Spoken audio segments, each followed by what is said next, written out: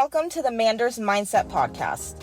Here you'll find both monologue and interviews of entrepreneurs, coaches, healers, and a variety of other people, where your host Amanda Russo will discuss her own mindset and perspective, and her guest mindset and perspective on the world around us. Manders and her guests will help explain to you how shifting your mindset will shift your life.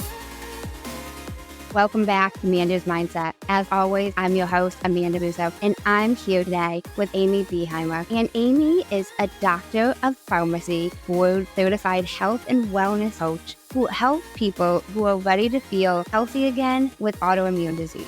Amy has really shifted her mindset once she was diagnosed with MS, and she knows firsthand what it's like to go through an autoimmune disease diagnosis through a variant. And she's been coaching and teaching others that taking control of your health means getting to feel better today and worry less about what tomorrow may bring. And she is a podcast host as well. And we are going to get into that. And the name of her podcast is The Habit Hub for Autoimmune Health. And I am so fascinated by that. I'm super fascinated by the power of habit. And she offers both private and group coaching programs for people ready to make the shift from managing autoimmune disease to creating autoimmune health. And I am here with Amy today. Thank you so much for joining me. Absolutely. Thanks for having me. Of course. So I have started beginning my podcast asking my guests their hooray for the day, kind of a way to lighten the mood, something that made you think of a hooray throughout your day. Honestly, I don't know how many people say this, but getting to know that it's in the evening where I am. And so getting to know that we were getting to record and chat and connect. Connection is my love language. And so I don't know if you get it a lot, but you might be my hooray for the day. You are my hooray for the day. Thank you. That's so cute. So can we backtrack a little bit and can you take us down memory lane and share a little bit about your childhood, upbringing, family dynamic, where you grew up, anything you want to share with that? Absolutely. I now live in Atlanta, Georgia, but I very much identify as a Michigander. So I grew up in Michigan. I am the youngest of three. My parents got divorced when I was young, but two amazing parents and amazing step-parents joined the crew. And yeah, we have a big, beautiful blended family that, are just a big support and a big lesson, I would say. I've learned a lot about myself. I'm almost 40. I turn 40 next month. So it is so interesting how any work I've done looking at myself, it often goes back exactly as you just said, like, let's go back to where you come from and why are we the way we are and why do we react things a certain way? Or even, we are talking all things mindset, thoughts, and I'm sure we'll get into it, but I'll look back and say, why do I think or believe about this or that? And it likely, I can find like the exact thought that I call it borrowing thoughts that I borrowed and then stole from my parent or someone else, and the ones that you're like, ooh, I want to keep that one. So yeah, it was, in terms of my health became a part of my younger life story. I was diagnosed with my first autoimmune disease when I was 17, and that was vitiligo, a skin autoimmune disease. And so even from then, it became a pretty prominent feature in my brain because I started thinking, oh gosh, are there going to be more? I went to pharmacy school and started learning how these autoimmune diseases work. And they tend to cluster. So I started worrying about future ones pretty early. And then I ended up getting a few more diagnoses with the one that drives my work now is multiple sclerosis when I was 27. So that has been, a big shaper of who I am, what I do, and how I look at the world. Okay. Now, can you define for anybody listening who doesn't know what an autoimmune disease is? Absolutely. Autoimmune disease is when the commonality between the different diagnoses, there's over 80 that are officially autoimmune diseases, but it's expected over 120. So they are on the rise. And if you don't have one, then chances are you know or live with someone who has one. The numbers are really staggering. And a lot of that is believed to be due to kind of this mismatch between our modern world and what our bodies really want. So what's happening is something in our body is identifying that our own self is foreign and it starts attacking it. So depending on where that activity is happening, that determines what symptoms come out. So if it's happening in your joints, you end up with rheumatoid arthritis. If it happens in your nerves, you end up with multiple sclerosis. If it ends up in your gut, you end up with like inflammatory bowel disease, a Crohn's, or an ulcerative colitis. So thyroid is another area, and we can go on and on. But yeah, the commonality is this identification of our own sweet cells and body as foreign. And so trying to protect ourselves, our immune system goes to work and starts attacking it and causes problems. And now you said you were 17 when you were diagnosed with the first one? Yes. So how did you have symptoms? I did. It was actually a skin disease called vitiligo. And so it attacks your immune system starts attacking your skin, and you get white patches where it attacks because it no longer makes pigment. So yeah, I started seeing, white spots on my eyes, and now they're on my hands and, a few different places. And, my skin tone being what it is, it wasn't as obvious. Some, I get tan and it looks more obvious, but that was the only symptom. I call it my gateway disease because it really is just a vanity. I mean, it doesn't cause too much other problems other than how it looks. So yeah, mindset shifts. Once you embrace what skin should look like and be okay with some white patches. Now, I'm just thinking, because you were 17, teenagers are not very nice. How was that? You're right. I don't think I've ever talked about the years I fought it when spray tans were becoming a thing. So I thought, okay, well, maybe I will just have spray tans and cover this up. And oh my goodness, they probably looked terrible. I'm glad there weren't that many pictures back then. But I did actively try to cover it up. I actively tried to do different medicines. And it's kind of wild how perspective and things are all relative, because by the time I was a little bit older, I mean, and even now, it is the absolute least of my worries. I mean, I can look at a white patch now and be proud of it that I look a little bit different, kind of a talking point at some point. Okay. So you said you got some spray tans. Was that because of things that were said to you by other kids, or you just felt maybe other? I think I just felt othered. I can't remember any direct teasing of any sort. Oh wait, there was one. One time there was somebody told me that they thought that I had worn the goggles in a tanning bed because it kind of looked like, the shape of like a raccoon around the eyes. So, and at the time it did hurt. I mean, it was kind of like, oh, I definitely did not like to stand out. I did not like to be different. More so when I was younger. So that absolutely played a role. Yeah. And especially as a kid or as a teen, none of us wanted to be othered. Okay. Absolutely. So then you got diagnosed with MS at 27, you said. 27. Before that, I was diagnosed with Graves' thyroid disease, which is another autoimmune disease. That one, I was able to take a medicine. It went into remission, and it thankfully has stayed in remission.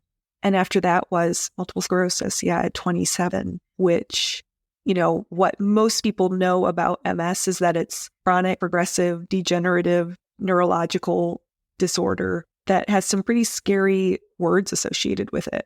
And, again, coming back to mindset and how we look at it, that was devastating and earth-shaking at the time, and really, shaped and changed the future of kind of all my decisions and what I ended up doing. I can only imagine. Now I'm 27 now. So what were some of the symptoms that you had of MS before you got diagnosed?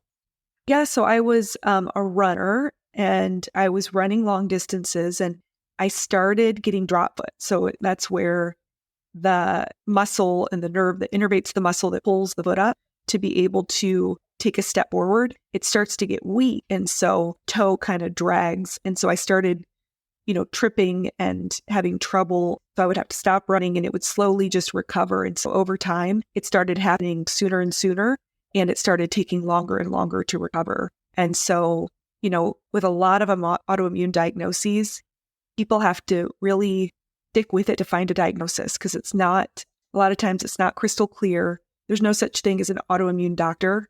It's really spaced out between rheumatologists and neurologists and gastroenterologists. And so there's not a clear path of, oh, this is what it is. They can be kind of tough. And so same thing happened for me, where they kept saying, oh, I don't think this looks like MS, because it wasn't a typical presentation. But being in the healthcare field, I was able to, stand my ground and say, I think this might be, and really ask that I get the scans that I needed and ultimately end up with a diagnosis so that I could actually, take a step forward to find relief in treatment and things. That must have been a whirlwind. Now, before your first diagnosis, did you, as a kid, did you have any type of symptoms? That's a good question. I did have a gastroenterologist that I went to, a pediatric GI doctor. So, you look back and you're like, most kids aren't having to go to the GI doctor at 6, 7, 8, 9, but I was extremely constipated even as a kid. Now, as an adult with MS, that makes more sense. It's kind of something that plagues a lot of us, but that could be definitely an early warning sign when you look back. Not that it likely could have been diagnosed back then, but it's interesting how our body, starts to give us signs if we're looking for them. That's interesting. It starts to give us signs if we're looking for them. So were you looking for the signs? It definitely was. I mean, after the first one, I probably was on more of a high alert. And even for a while when I was thinking this is MS and I was trying to get the test, I kind of doubted myself. And I thought, well, maybe I am just looking, or maybe this is in my head. And a lot of people express a similar situation. So really advocating, we may know our bodies better than other people. But yeah, being and listening. I think that, listening to, especially once we get in the work of making changes and tweaking things and seeing how we react, like the skill of learning to listen to how our body's responding to something is such a piece that I think sometimes gets missed. I think that's so true. It's so important to notice how our body is responding. And I love how you mentioned that we know our bodies better than anybody else does. And so many people I talk to, and whether it's an autoimmune disease or a different illness, it's like the doctors didn't believe me. It took so long to actually get diagnosed. And it's like, nobody knows your body better than you. Yes. I'm not negating all the doctors and all the schooling they went through. I'm sure it was phenomenal. I couldn't do it. However, you know yourself. Each individual person, I just believe, has a different sense. Even if you consider yourself an aware person, people know themselves, Yes. And that's such a good point that you bring up, because when you're developing your tribe, if you're listening, I hope you're not dealing with an autoimmune diagnosis, but let's look at the statistics. If you are, or any medical thing, when you're developing your tribe and who's my doctor, finding one and even asking, how do you feel about me showing up and I'm the expert of me? You're the expert in conventional medicine. I am the expert in me. And you want to find someone who agrees with that, because it's not even just the expertise in your physical body. But when I'm working with people who are wanting to change their habits and upgrade their lifestyle in the name of health, they are the expert in what that's going to look like and how it's going to work. Because, if we're not tapping into change in a way that caters to us and works with us and our strengths, then it's just often that's when change feels hard and it doesn't need to. I love that. That's when the change feels hard and it doesn't need to. It doesn't need to. I like to say, it's these healthier habits and, areas of the habit hub for autoimmune health, which you mentioned, they're not always easy, but they can be done with more ease if we do it, again, in a way that actually is not fighting against our nature. Okay, that's not fighting against our nature. So do you have any suggestions for people to implement a habit that's not fighting against their nature? Oh my goodness, that's my whole life. My whole life. How do we boil it down? Gosh, I wish there was just one thing, but I have something, I call it the habit playbook, and it really, I like approaching habits in that way, because the analogy of playbook, whether you're into sports or not, you have different plays, different strategies that work against different opponents. So sometimes maybe somebody trying to change something they're eating takes a different set of skills and a different play than trying to move when they love to exercise. And so it's kind of approaching it with this flexibility to experiment and see what works and just got to be committed that it's not that you can't do it. It's just that we haven't found the way yet. Oh, okay. We haven't found the way yet. Yet, absolutely. And, the good thing, my pharmacy background, I love the science of all of this. So you probably just love the science of mindset and, everything that's going on with that. Then we have the science of like our body and like, what does eating broccoli versus a Pop-Tart actually do to our cells? And then there's the science of habit change. Like there is an amazing body of research out there with experts and authors. And, we thankfully can apply some of what, has been studied, because that's a good starting point to start our experimentation. Then, of course, making it work for us. But yeah, applying the science behind it makes it, it sounds more stiff and more upright, but it really makes it more fun because you have more confidence. Like, oh, this stuff works. This stuff has definitely a proven track record that helps give us some hope that we can do these things that sometimes have eluded us for a long time. Okay. Now, how would you apply the science? That is a great question. Are we talking about habit science or the lifestyle habits that we're actually talking about with the body? Or what do you mean? I'm thinking you mean habits. Habits. Yeah, that's what I meant. I mean, one of my favorite pieces of science from the research, and the researcher is BJ Fogg, if anyone is a habit nerd like me. And he wrote a book called Tiny Habits. And he boiled down all of his research. He said, if I could take this whole decades of research with, this book and all these exercises, if I could boil it down to 3 words, it's emotions create habit. And so the science of that is, what they find is there's 2 kind of absolutes for habit change that comes out of the research. One, change lasts when it's something you want to do. So like that's the first piece, is uncovering, what do you actually want to change? Or are you trying to change something for a family member or because you think you should? Or, finding those things that tie it back to what you actually want to be doing. That's the first one. The second one is, for change to last, it has to be done in a way that feels good along the way. So that goes back to emotions create habits. So I like to say, it is your job, and I can help as well uncover what you want, but it's your job to decide, no, what do I really want to do? What do I want to change? What habit do I want to make or break?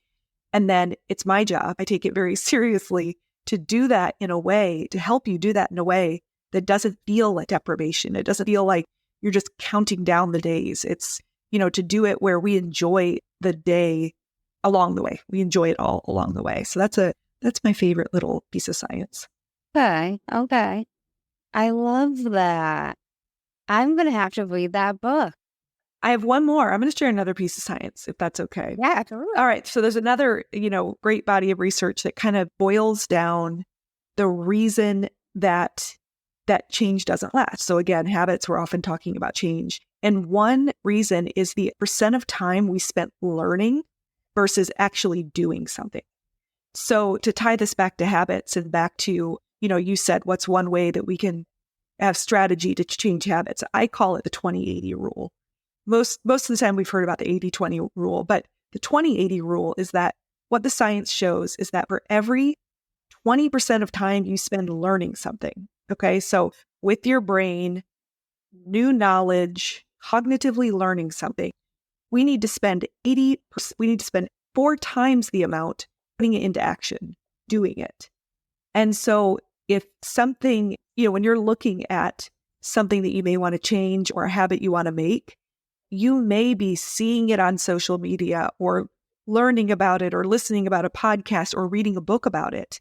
That's the learning piece, but we need to spend 4 times the amount of time putting it into action, practicing it, actually doing the thing that we're learning. So yeah, that's my other fun piece of science, is that 20-80 rule, and get us out of more learning and into more action. Okay. I like that. I think that's a great point. I've never heard that either. 20-80. Can you relate to anything that you feel like, I'm flipping it back on you. Can you relate to anything that maybe you wanted to change that like you'd learn more about, but maybe Yes. can you? Because you're human. That's why I was a safe question. Yes. Something I'm even podcast wise, I've been trying to perfect the video version of this, and the amount of tutorials I've watched on editing videos for podcasts, I'd be a millionaire if I got $100 per video. I've watched a lot of them. Yeah. A lot of them. So the amount of learning I have done compared to the actual implementing is, yeah. That's perfect. What a perfect example. That is such a perfect example. Yeah, I love it. Thanks for sharing it and letting me turn it on you quickly. Yeah, of course. That's wow. I think that make a lot of sense though. A lot of us get wrapped up in the planning of it, and trying to make sure it's going to be perfect, quote unquote, and it's going to check the boxes. Well, and in the health and wellness world, I mean, there is infobesity, which is really defined as too much information that it paralyzes people. I mean, you can get lost down rabbit holes of this is healthy, that is healthy. And so the infobesity of we could sit there and just think that we're doing something productive because we're learning more about it. And, it's one of the, my work that I do with people, especially in my group coaching program, every piece of it is designed because of what we know about the science. It's like designed to overcome all these obstacles that we face because we're human. And so if someone is listening and you're like, okay, but how do I spend 4 times the amount of time, doing this thing about healthy habits versus learning about it? And that's kind of something I like to alleviate for people. You join and it's this guided experience of, different exercises, especially mindset is such a huge piece upstream of anything we're doing. The mindset that we have going into it is totally going to change the experience of, even if we're doing the exact same habit, even if we are, whether it sticks or whether our body receives it in the way that we intend for it to. I don't know if that makes sense. No, it does. That's awesome. Love that. Now, I looked on your website and I saw a quote and I loved it because it was by James Clear and I'm a big fan. But it said the most important habit is choosing the right habit to work on. Is there anything that helped you choose the right habit to work on?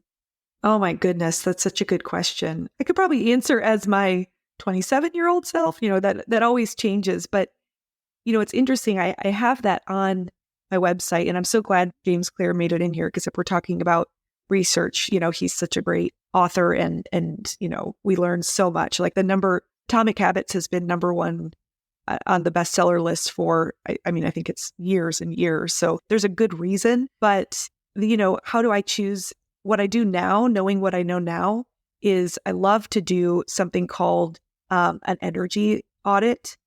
And essentially, going back podcast, the Habit Hub for Autoimmune Health is 6 key areas proven in our lifestyle that if we are looking at what can we control in this health game, it's these 6 key areas.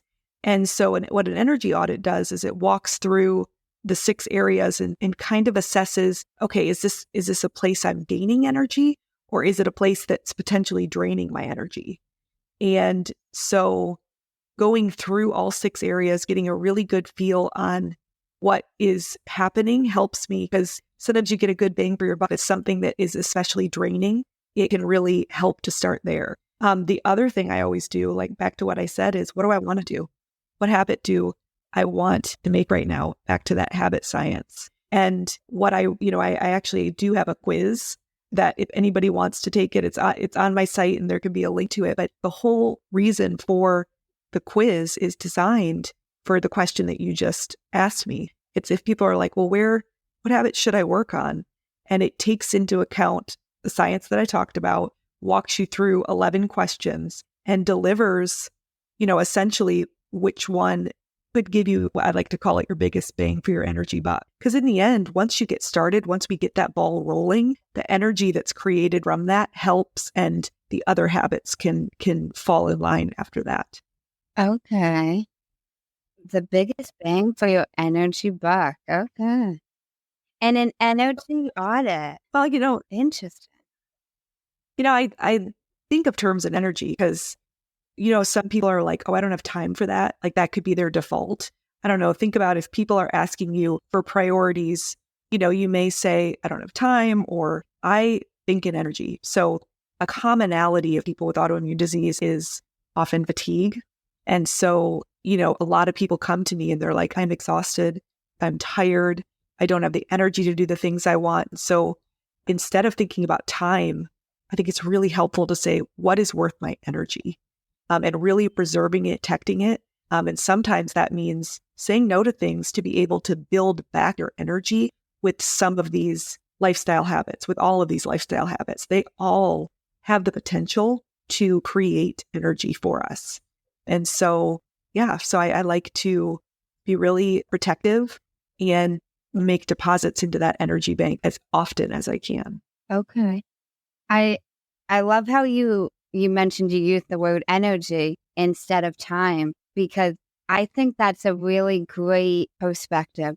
Everything comes back to the words. And even if you don't struggle with an autoimmune disease, I think hearing, is it worth your energy versus is it worth your time? Just, Yes. it strikes a different light bulb in my head, Yeah, totally. And you're right. Words, I always say words matter. And that's another, play from the habit playbook is how can you look at the mountain you're going to climb? So you want to make this habit, you want to break this habit. How are we talking about it? How are we to ourselves? How are we talking about it to others? And really start to use the power of words in a way that's useful for us to be able to get creative and tackle it maybe in a new way. So true. I want to backtrack a little bit. Now, you touched upon how there's so much info in the health field, which there really is. Now, when you folks got diagnosed with MS, you're a pharmacist now. Were you a pharmacist then? I was. And I have the craziest story. I was in pharmacy school, and so I was probably 23, and we were studying at the library on MS, and we were studying the actual disease. And my friend and I, we were just playing a game. We were like, if you could have, this is something you do when you're learning all the diseases in the course of a year, your mind starts to get kind of like, oh my goodness, what's going to go wrong? But I asked the question, I said, if you could, what's the last disease you would ever want to be diagnosed with? And at that time, I did not have MS. I had no inkling that I had MS. And that was my answer. And so talk about like bringing things into it's that my answer was MS. And my friend, when I told her I had MS, she goes, oh my God, do you remember that day? Like she remembered it so vividly. So, knowing what I knew more than the average person just about the disease in general. And yeah, I'm not sure. It probably helped in some ways, and it probably, made it more of a struggle in some ways. But it's an interesting question, though. Yeah, I can imagine it would be an interesting situation because you have the lens of both. Well, and that's a good point, because when I hadn't jumped into that diagnosis of MS is what changed the course of my focus to lifestyle habits, to functional medicine, to coaching. Because when I was diagnosed, yes, I started called a disease modifying therapy. I started it, and that's kind of what conventional medicine has to offer. Okay, you start this medicine and then we see how it goes. And it was really asking myself the singular question, okay, but what can I be doing? This medicine, we're just waiting to see, is it going to do what it's supposed to do? But what can I be doing? And that one question turned my brain on to, the next 15 years of my life and beyond. It turned my brain on to, there are so many things that we can control in this equation. And that's where I'm going to put my focus. That's where I'm going to shift my mindset, not neglecting the other piece of it, but really taking control of what I actually could control, because that helped with some of those fears and really debilitating anxiety about the future that I had after the diagnosis. That's awesome that you were able to think like that, though. I mean, you look back and it's like, well, where did that shift happen? And I give credit to a book. I love reading and talk about more and more information. But, I found and actually started with a TED Talk. I heard a TED Talk from a physician who had progressive MS, who was starting to just really radically prove that lifestyle made a difference. And she wrote a book, and she kind of became, hopefully I look back and I probably did spend a little bit more time learning than was that ideal, 1-to-4 ratio that I talked about, the 20/80.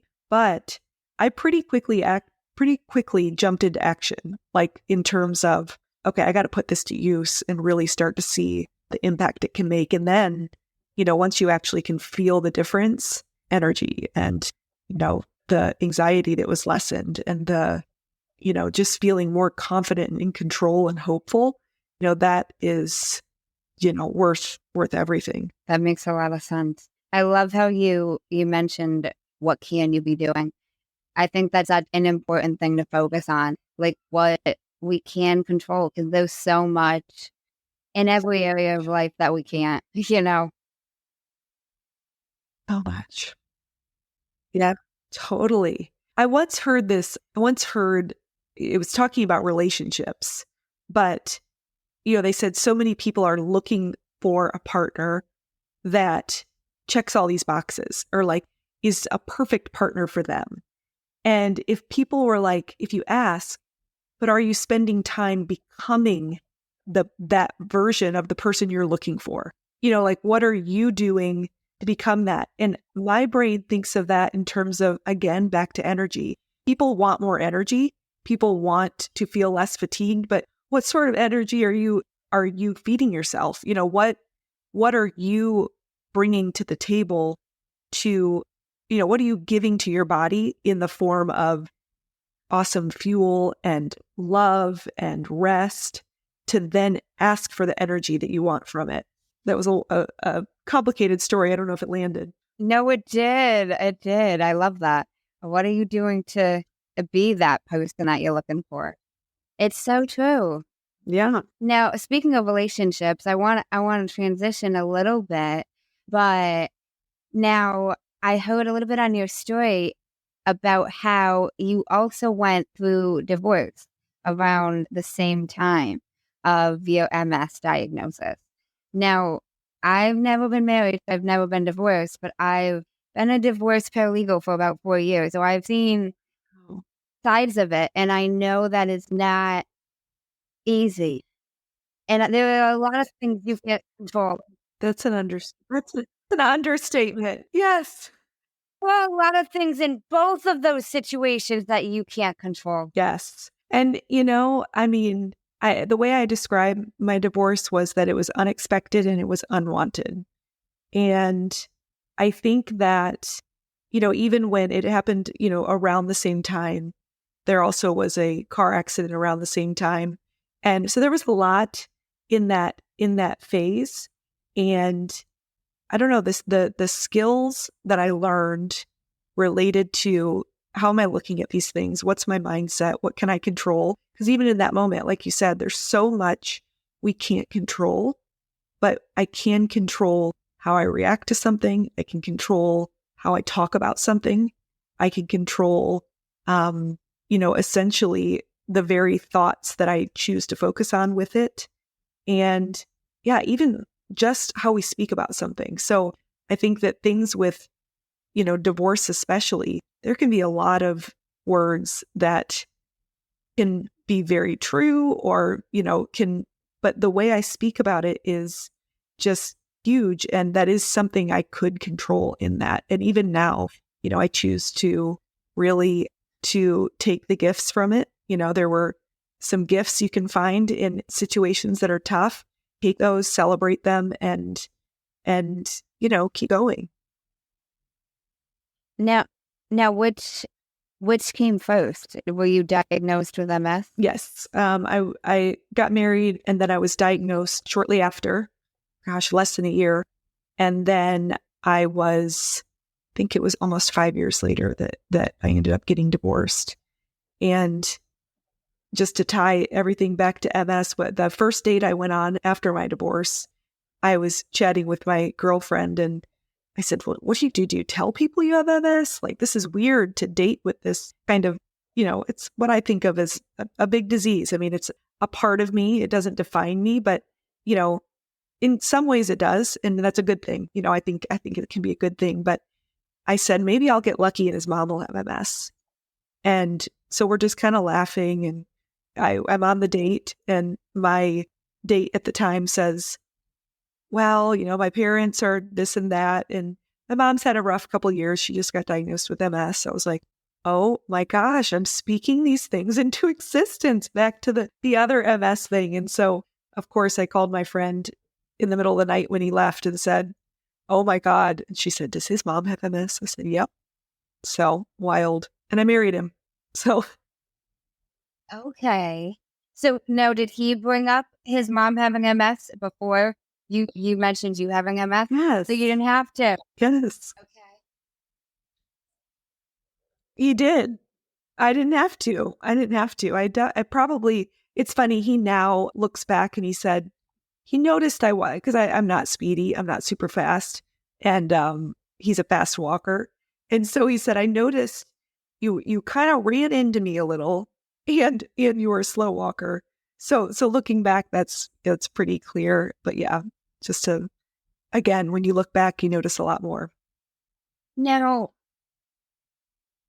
what would you say helped you get through the divorce the most? Honestly, I had been in therapy it was for dealing with the diagnosis quite a bit. And it was super helpful. I loved it. When the divorce happened, I still was in therapy. So it was amazing. Now, I have to say, I then stumbled upon my first coach. So I was not a coach at this point. I heard about, joined, got coaching, mindset coaching around how I was looking at my situation, at the facts of my life, this diagnosis, this divorce, and accepting it, learning how to accept kind of what I call the unacceptable in a funny way, but accept the unacceptable, make peace with it, grieve the loss of what is lost with those facts. And then what am I going to do about it? What am I going to do with it? I learned how to funnel and channel my thoughts into more useful ones. And, it's one of the biggest things that I help people with is getting acquainted with your thoughts. And that's really 3 questions. Are they kind? Are they true? And are they helpful? And so I think when, related to the MS, I had a thought and a belief that my life would never be as good. I would never be as healthy with this diagnosis. That felt like a truth. And a coach was the first person that helped me realize that's not true. I don't know that to be a fact. My life could be healthier. My life could be better because of it. And, in the past 12 plus years, I am healthier since MS in every other way, because of it. So that was one piece. I would say with the divorce, the thought that I really wanted to question, was it true? Was this shouldn't have happened. So that felt very true. Like, this shouldn't have happened the way it happened. This is terrible. And when I looked at it and thought, is that true that this shouldn't have happened? There's no way for me to know that. And now that it has happened, why not lean into, okay, maybe this was meant to happen. Now what? And so just those shifts really it was a similar skill for both of those life events that got me to the other side and helped me to, both of them were my worst case scenario. And so if nothing else, I now know that I've survived my worst case scenario twice. And that is that's comforting, because when you get worried about the future and any worst case scenario of what's happening today, I'm like, oh, well, I did it twice before. it'll be okay. That's an interesting way to look at it. It was both your worst case scenario. I mean, that's a confidence builder. Like, it's a confidence builder when you stop to, ABC is Amy Behimer coaching, but it's also always be celebrating. So that's another play of the habit playbook, is always be celebrating. So like when you stop to recognize the big and small accomplishments that you have, that's just so powerful to give you that confidence and help you keep going and, embrace what's coming with a little bit more curiosity instead of fear. I love that. Always be celebrating. Always be celebrating. Yeah. I love like words that like they stick them together and it makes like a saying. I don't know what I want to call that. Well, it's like, I love alliteration. I love rhyming, like anything that it's got to be sticky to be useful, because I mean, I hope that, one of my clients is, I hope that one of my clients is standing, somewhere and, but they remember always be celebrating. They take a minute and celebrate that they went on that walk, or, and again, I mean, talk about science, celebrating the act of the celebration ritual, even if it's like a fist pump, is so reinforcing for behavior change that like, that's another one that, hands down will help you. If you're trying to make any habit or break any habit, are you celebrating enough? That's like when you said fist bump. Have you heard of Mel Robbins? I've read her book. Yeah, and she talks about like high five in the mirror. Have you heard that? I love that book, and it's interesting that you bring up that book because it makes, we were talking about the 20/80 rule. Mm-hmm. I have a good friend at work, and she read the book. And she's like, oh, it's so good. She would come in. She goes, it's so good. And at the end, I said, well, what did you think of the high five habit? And she goes, well, it just didn't really work. And I said, well, I'm going to ask you something. I said, I'm not meaning to be funny or insulting, but did you ever high five yourself in the mirror? She goes, no. And it's like, so she never took the action. It made so much sense when things make sense logically or cognitively, but we don't do them with our body, like they're not going to work. Are you a high fiver? Are you a mirror high fiver? Yeah. Oh, yeah. I love it. Yeah, I am. I have to say it's not like a daily habit, but it absolutely is one that when I'm in that, like, okay, what do I need to be doing? Let's say I'm trying to make or break a habit, because we're all trying to make and break habits, even no matter how, you make one and then another one will emerge. But so yeah, I'll pull out ABC and I'm like, how can I be celebrating this? And then I always come back to, I can high five myself. I love that. Wow. And that's interesting though. Your friend wasn't actually doing it and she didn't see. Okay. Because it's our brain tricks us. It tells us we understand it. But like, knowledge is not experience, is not wisdom. You know what I mean? Like, you got to go from thoughts, which is like knowledge, I know it. Experiencing it is like that feeling you do when you actually do it. And then wisdom is like when it becomes a habit. It becomes what it is. That is true. Now, I have a question.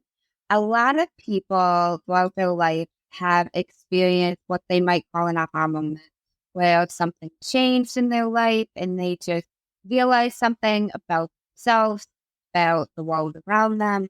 Would you say you've had a big aha moment?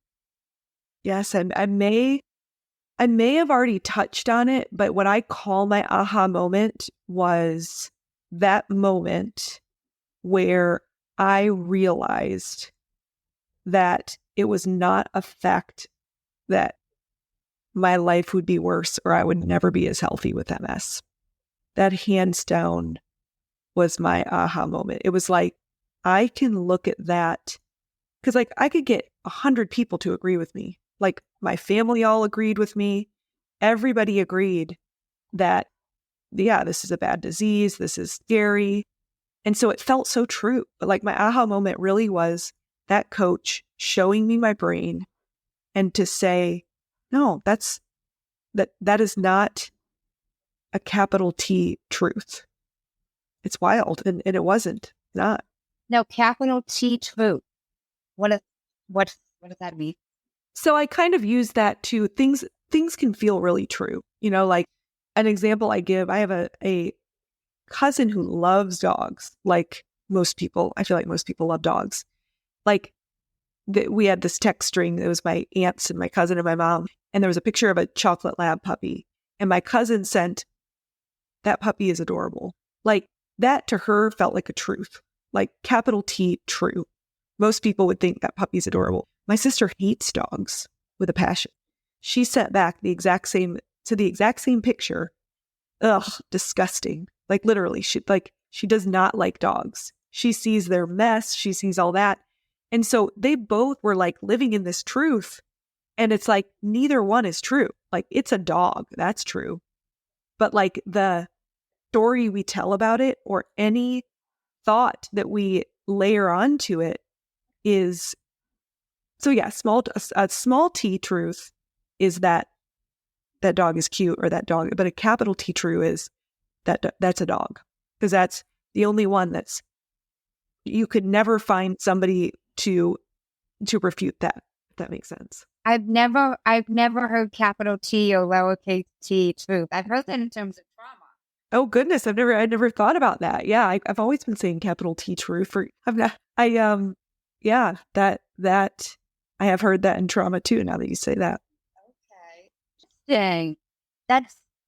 That's so true though. That makes a lot of sense. Like everybody's got a different perspective on the way they see things. Oh my God, we're all looking out our own window. It's and now that I don't know if you're listening, like go try to find these different like places that this is true. They're everywhere. Like how different. Like one example, moving in with my husband, when we started living together, I love lights to be on. It's probably from living alone. I would leave lights on all the time. Like I loved it. He thought lights on are wrong. Like they all need to be turned off. And I'm like, but like lights are just lights. There's no right. There's no wrong. There's, lights are just lights. We all have different, stories and thoughts about them for sure. Well, it's so true. It's an interesting example. Like, all these small little things, like even if you think about like we so often might even bicker with like our spouse or our family members over something so minuscule, but you see it differently, just like the lips. Yeah. Absolutely. Yeah. Yeah. So where are your small T truths that we think are capital T true? It can really be a freedom to, if something feels heavy or so capital T true, feels lower T true. Like if it feels true, really questioning it. And is there any other potential person? Like, another really good example is when they were working me up for MS, they thought it could be a different disease. And for some reason, that disease, had a little bit worse prognosis when you look at the things that come with it. So when I thought I had that disease, and then I found out, oh no, it's MS, I actually felt relief. So like same disease, MS, when I first was diagnosed, I felt terror. But when I'm comparing it to a different disease, I felt relief. So it's just so relative. So, we can choose to feel relief no matter what. We can choose to, look at, how can we frame something to have a more useful feeling? Because back to BJ Fogg, emotions create habit. So, what thought about this situation is going to have us feeling something that helps drive what we do and drives us to do the things we want to do versus not. Well, that is such a great way for us to wrap this up. Now, have you heard of a man named Jay Shetty? Yes. I used to. I mean, I've listened to some of his podcasts for sure. Yeah. So I don't know if he does it for all of them, but some of his podcast episodes, he ends with these two segments, and I end my podcast with them as well. Can't wait. The first one is the many sides to us. And there's 5 questions to be answered in one word each. Number 1. Oh, goodness. One word. What is one word someone who was meeting you for the first time would use to describe you? Warm. Number 2. What is one word that someone who knows you extremely well would use to describe you? Loving. 3. What is one word you'd use to describe yourself? Strong. Number 4. What is one word that if someone didn't like you or agree with your mindset would use to describe you? Ooh, gosh, that's such a good one. Rigid. What I have is one? Do you want to change it? No, it's so funny. I have like stories of why I come up with them, but that's not the point. The point is one word. So rigid. You can elaborate. You can elaborate. No, I joke that my, a big brother I have a big brother, and yeah, when I was younger, I'm very, I like rules and structure and routine. And he used to always go, you're so rigid. You're so rigid. So yeah, I've definitely grown out of my rigidity, but yeah, rigid. What is one word you're embodying right now? Oh, goodness. These are good questions. Belief. Second segment is the final 5. And these are 5 questions that can be answered in a sentence. What is the best advice you've heard or received? Start today. So what I'll do is extend it into a sentence. Anything that you want or desire, it doesn't have to be perfect, but you'll look back and be so glad you started today. So anything, anything to get you closer to a goal that you want, start today. Number 2, what is the worst advice you've heard or received? Worst advice I've gotten or received. Probably some version of worst advice would be some version of not being honest or not telling the truth in a situation. If it could ruffle feathers, or probably not being fully honest about a truth would be bad advice that sometimes people give, like, oh, you don't have to tell them that, versus it could be a really good chance to be honest and either solve a problem or connect deeper with someone. Number 3, what is something you used to value that you no longer value? Ooh. Oh gosh. Honestly, I probably used to have more value on, I never put a huge amount of value on things, but I put so little value on like the material things, like a brand or of clothes, or, things like that. You could describe what you would want your legacy to be as if someone were reading it. What would you want it to say? I would want my legacy to be that I accepted everybody. Everybody felt accepted. Everybody felt they had a place to be. Everyone felt that they were seen, and that, I was generous with time, energy, resources, anything, just to help people.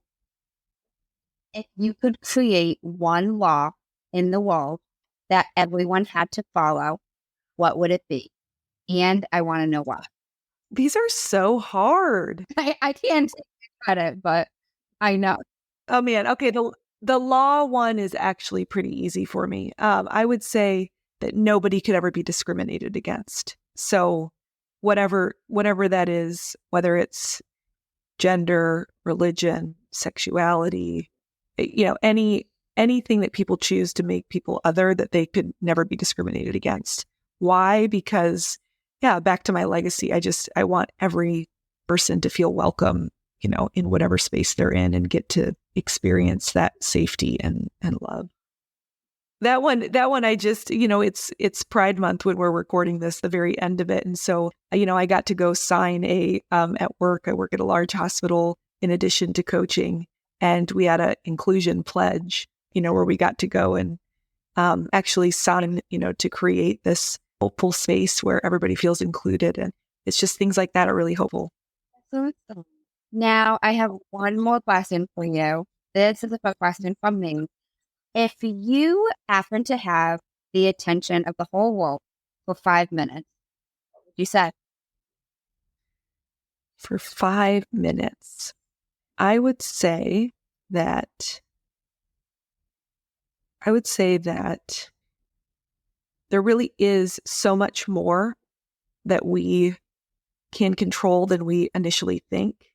And so I would just really want people to understand the power of it's funny, it comes back to mindset, shocker, where the podcast that we're on, but that, our mindset is malleable and can be influenced with work, and work sounds boring, but with good work, fun work, that you can really create a future that you want to show up for. And, getting support, that was a big thing. I think for me is, I should be able to do this, or I should know this. Like, no, we're not taught this stuff. And so if you're ever curious, it's really finding it and not feeling stuck. I know how hopeless and scared I was at certain points, and, just learning how to take control of what you control, like radical responsibility for your situation, for your life. And learning that skill. Love that. Well, thank you so much. I really appreciate you speaking with me. Absolutely. Thank you. This is still my hooray for the day. So the day's almost over, but I really appreciate you. You have great questions. And I hope that whether you have an autoimmune diagnosis or not, that you guys got something out of it. Yeah, I'm sure they did. And now, where can the listeners connect you? They want to follow up. Sure. I would.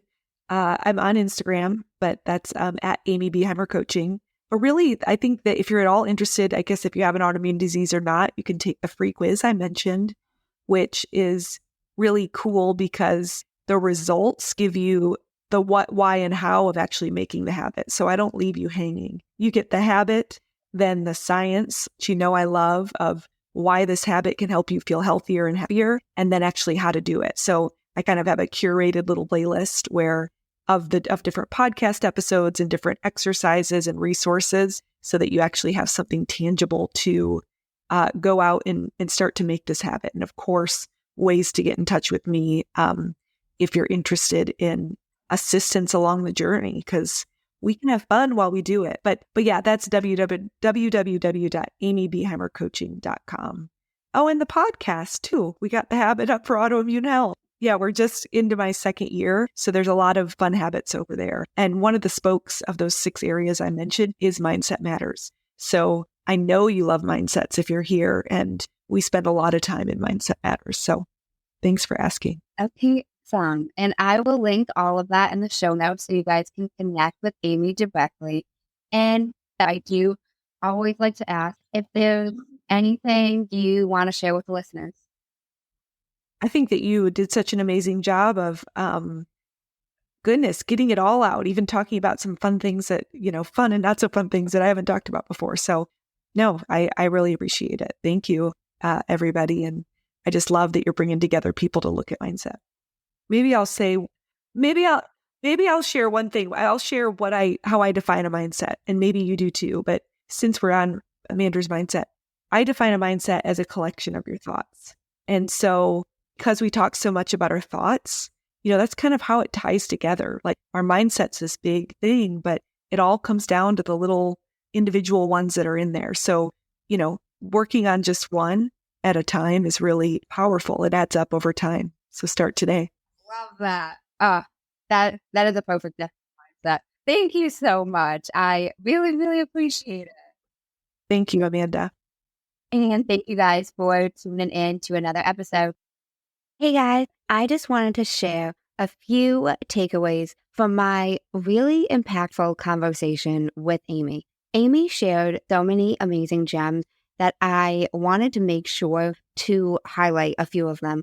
Now, first of all, I want to say if you are struggling with any type of illness, whether it's an autoimmune disease, whether it's any type of illness, disease, whatever it may be, if you are having trouble with medical professionals diagnosing you, don't stop advocating for yourself. Not negating all medical professionals, I am just saying, if you feel something is wrong with your body, don't stop advocating because you are likely correct. Also, in terms of that, Amy emphasized how if we're paying attention, our body will often give us signs. Our bodies often know better than other people do because no one else can tell how your body is reacting to a certain thing, whether it's a certain food, whether it's a certain medication, whatever it may be. No one knows how your body is directly feeling. The doctors can have all this education. They can't feel what you are feeling.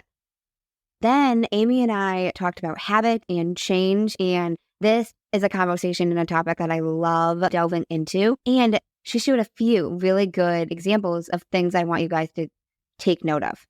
Amy talked about how if we are not tapping into change in a way that caters to us and works with us and puts our strengths at the forefront, that is when change feels hard, and it doesn't have to.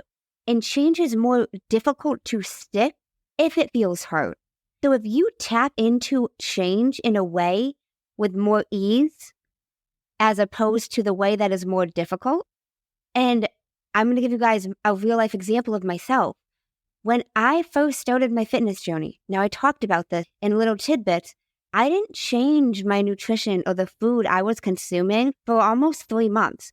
I started working out. I started doing fitness group classes, and that was easier for me because I enjoyed it. I was spending time with new friends I was making. It was just a fun activity for me.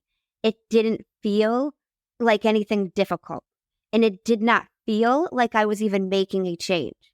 So it made it easier for this change to stick, as opposed to me starting with food when I knew I liked food. I knew that was going to be more difficult for me to change. I still changed it, but I started with the change that would be more ease for me because it highlighted my strengths, and I tapped into change in a way that worked for me and catered to my life. And now look at me now. Lost over 70 pounds, built so much muscle, and here I am because I started the change in a way that felt ease to me. And I approached it with flexibility. Even though I had people saying to me, you can't not change your nutrition. You can't not start tracking food, which don't get me wrong. I do that now, and I understand the importance. It's the full picture. Again, it comes back to we know ourselves. And I knew moving my body and creating more movement and exercise within my life was going to be something that was more of ease for me than changing my nutrition. So again, how can you ease into the change that you want to make? There are ways to do it. Then Amy said something that I absolutely loved, but I've never heard before. It's not that you can't do it. It's that we haven't found the way yet. Whatever change you want to create in your life is possible. You just have not found the way yet. There's a way, and you will find it. You just haven't found it yet. Then Amy talked about this awesome book called Tiny Habits, and a big key thing that she emphasized from this book was emotions create habit. Then Amy delved into how there are 2 different things that must occur in order for change to last. First one is it has to be something that you want to change. You're not changing it because you feel like you have to, because you feel like your family wants you to, because you want to make this change. And the second way is for change to last, it has to be done in a way that feels good along the way, that you're not dreading, and it's not something you absolutely despise along the journey. Then Amy delved into the science of this and how change doesn't last because the amount of time we spend learning about something versus the amount of time we spend actually doing something. She talked about the 20-80 rule, and we need to spend 20% of our time learning new knowledge, whether that's listening to a podcast about it, reading about it, watching tutorials on it, whatever it is, but 4 times the amount doing it and putting it into action. So while it is important to do your research and learn the knowledge of whatever skill it is you are looking to achieve, acquire, or whatever it is you're looking to change, but you need to spend more time putting it into action. And at some point, you just got to start.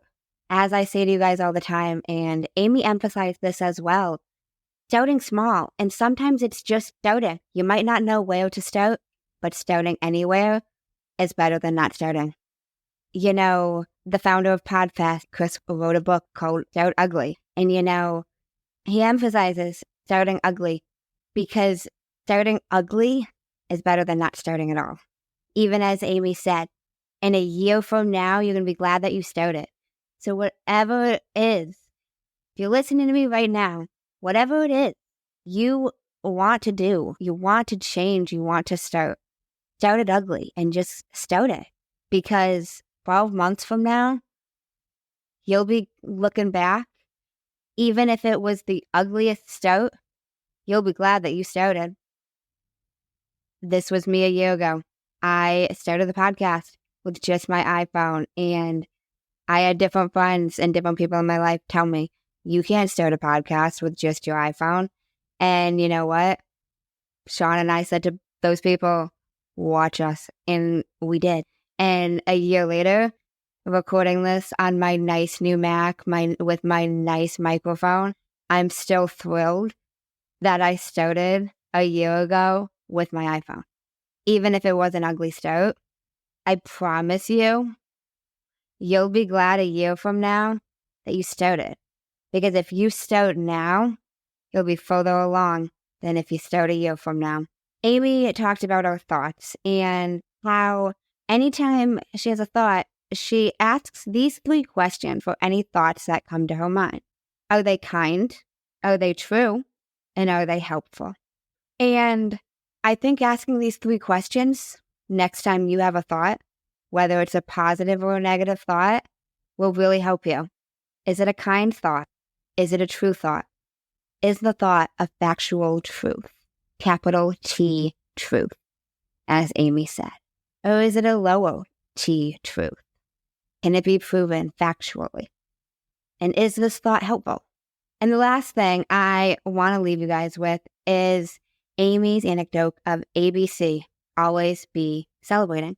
And I hope you guys are always celebrating something, because there is always something in life to be grateful for. And I really believe that. That's also why I started asking guests at the beginning of the podcast for their hooray for the day. Might sound corny as fuck, and it probably does, but I truly believe there is something to be grateful for in every moment, in every day, in every situation. It is all a matter of your mindset, Jocko, right? Everything comes back to your mindset. How are you looking at things?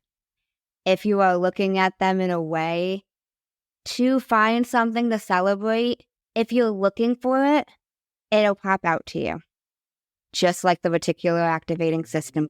If you are looking for positive things, your brain is going to see them more. Even the small little ones. It'll be on the lookout for them. I, every single morning at the start of the day, write down 5 things I'm grateful for. But 5 things that I'm grateful for that happened within the last 24 hours. So my mind is constantly thinking of all the good little positive things and noticing nice small gestures. But I'll leave you guys with that. I hope you continue to celebrate all of the moments of your life, the small ones the big ones, and everything in between. And I hope you guys enjoyed this episode of Amanda's Mindset. As always, if you enjoyed the show, I'd really appreciate it if you left me a 5-star rating, left a review on Apple Podcasts, and shared this episode with anybody that you think would benefit from it. I hope this helped you guys shift your mindset. And until next time, thanks for listening to Amanda's Mindset. In case no one told you today, I'm proud of you, I'm rooting for you, and you got this.